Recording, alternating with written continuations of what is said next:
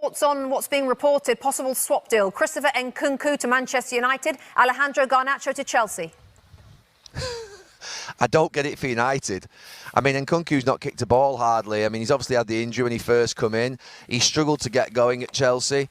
I mean, I'm not saying that Garnacho's the best player in the world and that he needs to actually... that Garnacho needs to sort of stay at Manchester United. If they get good money for him, OK, that might work. But to swap him for Nkunku, I mean, I have to say that doesn't feel like a move that I would do if I was Manchester United. I can see why you would do it if you were Chelsea. Tim, I want to move on to a story that's been developing over the last 24 hours. A lot of talk about Alejandro Garnacho and a potential move to Chelsea. And then later on yesterday, this potential for Christopher Nkunku from Chelsea to be heading the other way in some kind of swap deal. When you look at both players, how surprised would you be if this happens?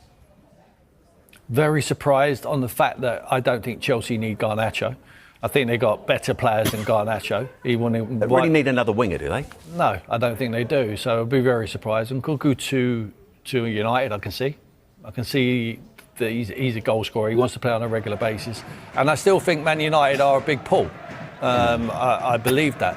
But for Garnacho to go the other way, I just can't see it. And I'm not sure about Garnacho. I don't think he's a superstar. I really don't. But I think he's a lot better than a lot of players they've got. So when you haven't got that many good players and someone who's come through your academy, why would you release? But that's the thing. It feels like he's been around for ages. He has, and therefore he's still only 20. Do you not see the potential in Garnacho? Yeah, potential. We keep talking about potential. Rashford as well.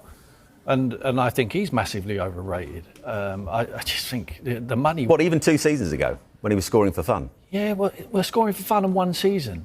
You know, I like his attributes. I think he's got a lot to offer, Marcus. But I just think to be a top draw player, you've got to do it on a regular basis. You've got to be consistent. You've got to keep doing it. You've got to drive your team. You've got to be someone the rest of your teammates look up to be a superstar on 350 grand a week. 350 grand a week. Why do you think he hasn't left Man United? Because no one can afford to take him.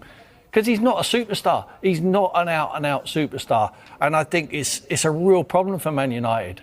And I don't know how they're going to get out of that one. He's not a bad player. I'm not saying that. He's not a bad lad. I'm not saying anything like that. I'm just saying what I've seen on a football pitch, week in, week out, season in, season out, I've seen glimmers. I've seen little sparks of really impressive stuff.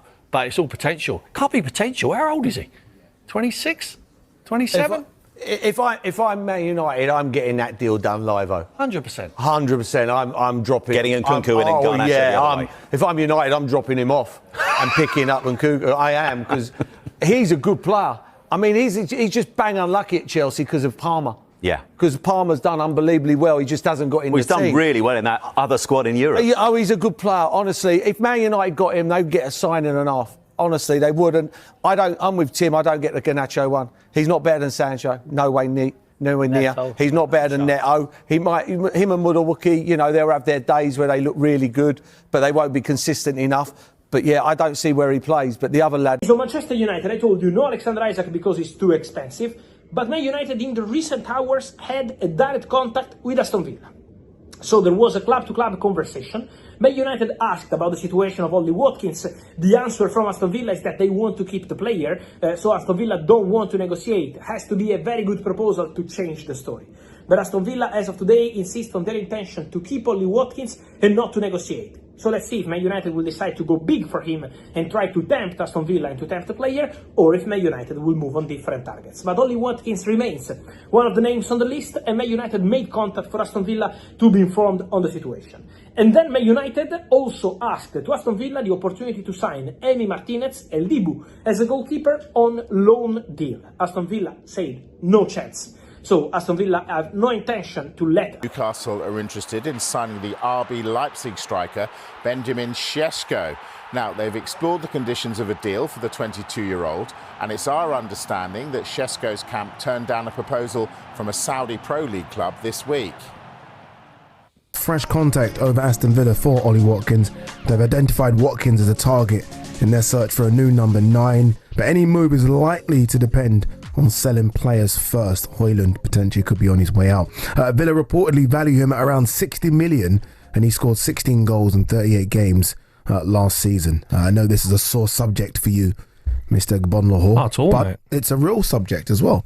This is a real thing. Of